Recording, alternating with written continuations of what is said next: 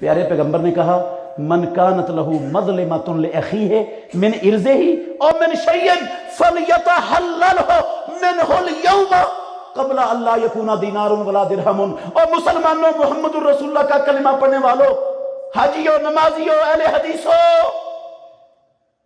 من کانت لہو مظلمۃ لأخیہ، جس بندے سے اپنے کسی مسلمان بھائی پر زیادتی ہو چکی ہے، کسی طرح کی، اس کے مال میں زیادتی ہو گئی، اس کی عزت میں زیادتی ہو گئی، اس کے کسی حق کی تلفی ہو گئی، فَلْيَتَحَلَّلْهُ مِنْهُ الْيَوْمَ، مرنے سے پہلے پہلے آج وہ معاف کروا لے،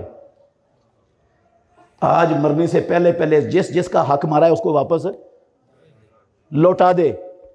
جو معافی مانگنے والا ہے وہ معافی مانگ لے، جس کا دے سکتا ہے وہ کیا کر دے، دے دے، تو اللہ معاف کر دے گا یہ حقوق بھی۔ توبہ سے نہیں معاف ہونے، جس کا کھایا اس کا حق لوٹانے سے معاف ہونے۔ بہن کا ایک ایک روپیہ، ایک ایک ٹیڑی پیسہ حساب کر کے اس کو لوٹانے سے معاف ہونا ہے۔ پھپھیوں کو جو حق کھا رہے ہیں پھپھیوں کو دینے سے معاف ہونا ہے۔ جو پھپھیوں کی اولادوں کا کھا رہے ہیں بیٹھے، دادے سے چلا رہے ہیں، وہ ان کو دینے سے معاف ہونا ہے۔ وہ توبہ سے نہیں معاف ہونا، نہ حج عمرے سے معاف ہونا ہے، وہ دینے سے معاف ہونا ہے۔ کرو واپس، معافی چاہتے ہو تو۔ آپ کہیں گے سمجھ نہیں آئی، ہاں نہیں آئی سمجھ۔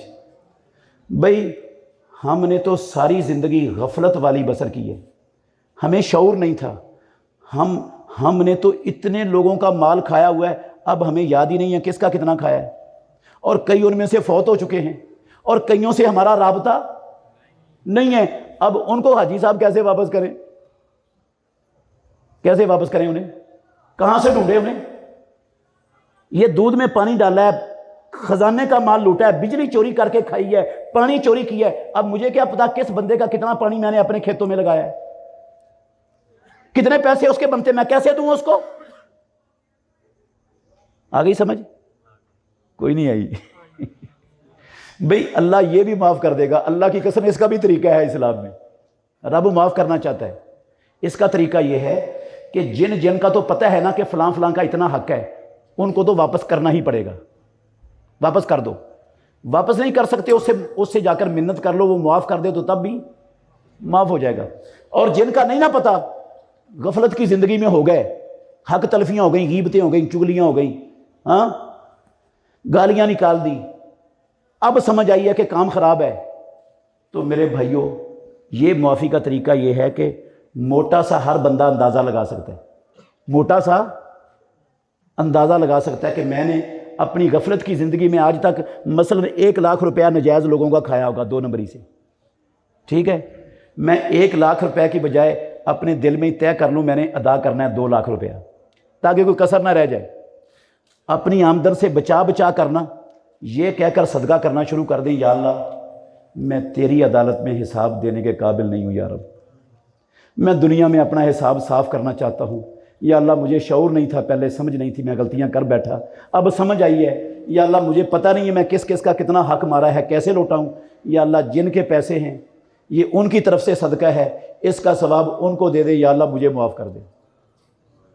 انشاءاللہ رب معاف کر دے گا، انشاءاللہ معاف کر دے گا۔ آپ کہیں گے پیسے تو اس طرح معاف ہو جائیں گے صدقہ کرنے سے، تو غیبتیں، گالیاں، چگلیاں، بہتان، ہاں تھپڑ، وہ کیسے معاف ہوں گے جو فوت ہو گئے، جو رابطے میں نہیں ہیں؟ ناراض نہیں ہونا میرے بھائیوں، ہماری عادت بن چکی ہے، کلچر ہے نا ہمارا، ہم اپنے مخالفین سیاستدانوں پر ہر وقت تان کرتے ہیں کہ نہیں کرتے؟ یہ حزب اختلاف والے سارا دن انہوں نے توپیں رکھی ہوئی ہیں، حزب اختلاف والوں نے حکومت پر فٹ کرتے، اور حکومت والے بڑی بڑی توپیں چلاتے، قسم اللہ کی اتنے بڑے بڑے جھوٹ، اتنے بڑے بڑے بہتان، اتنے بڑے بڑے یہ غیبتیں، حد سے زیادہ۔ جو کلچر اوپر چلنا ہے وہی نیچے چلنا ہے، سسٹم ہی یہ ہے ہمارا۔ نواز شریف کی بھی ہم نے بڑی غیبتیں کی ہیں، زرداری کی بھی بڑی کی ہیں، عمران خان کی بھی بڑی کی ہیں، بہتان بھی سب پر ہیں، بہت باندھے ہوئے ہیں۔ اب نواز شریف سے کیسے معافی مانگے؟ ہاں اس سے ہمیں کون ملنے دے گا؟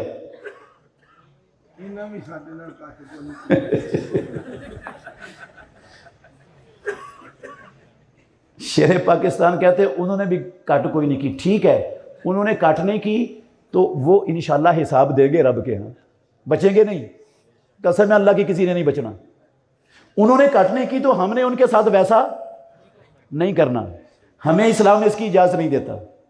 ہم نے ان کے ظلم پر صبر کرنا ہے, ان کے ظلم پر صبر کرنا ہے, اجر رب سے لینا ہے. جتنا ظلم, جتنی حق تلفیاں ان سیاستدانوں نے, ان حکمرانوں نے ہماری کی ہیں, اللہ کی قسم ہمیں نیکیاں مل جائیں گی اس کے بدلے میں. اگر ان کے پاس نیکیاں نہ ہوئی تو ہمارے گناہ کم ہو کر ان کے سر پہ چڑھ جائیں گے, ہمارا تو فائدہ ہے. ہم ان جیسا طریقہ اختیار کیوں کریں؟ ہم اپنا نقصان کیوں کریں غیبتیں کر کے ان کی؟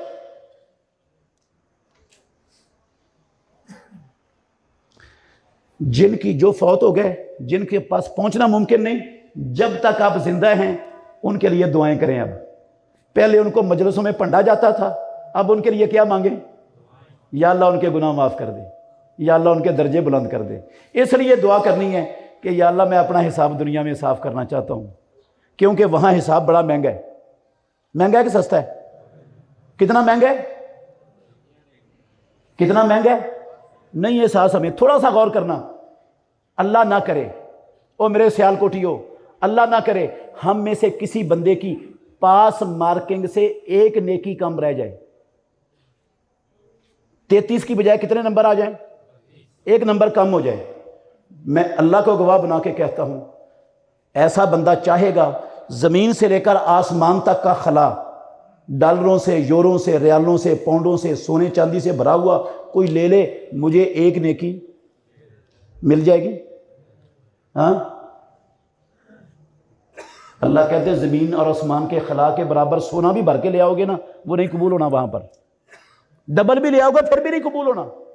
اتنی مہنگی ہے وہاں پر نیکی, اور وہاں ہر گالی کے بدلے میں نیکی جائے گی, غیبت کے بدلے میں نیکی جائے گی, چغلی کے بدلے میں نیکی جائے گی, بہتان کے بدلے میں نیکی جائے گی, نجائز زیادتی کے بدلے میں نیکی جائے گی, رشوت کے بدلے میں, کرپشن کے بدلے میں, ملاوٹ کے بدلے میں, بہنوں کا حق کھانے کے بدلے میں, لوگوں کے پلاٹوں پر, زمینوں پر نجائز قبضے کے بدلے میں نیکیاں جائیں گی. وہاں پر بڑا مہنگا ہے, وہاں پر حساب بڑا مہنگا ہے میرے بھائیوں. اس لیے میں یہ گزارش کرتا ہوں کہ ان کے لیے مانگیں دعائیں, اور ان کی کوئی نہ کوئی خوبی تلاش کریں.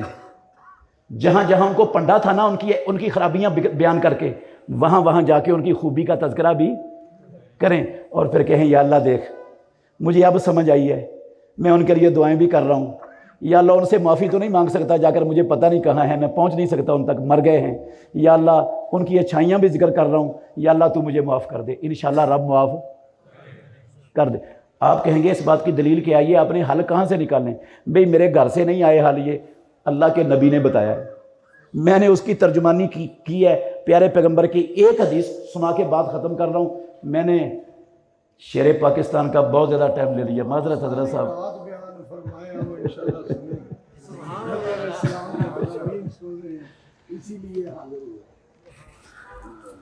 اللہ آپ کو تندرستی والی, ایمان والی زندگی عطا فرمائے. بہت زیادہ اپنے دین کا اللہ کام لے لے. اللہ اکبر. ایک حدیث سنا کے جا رہا ہوں.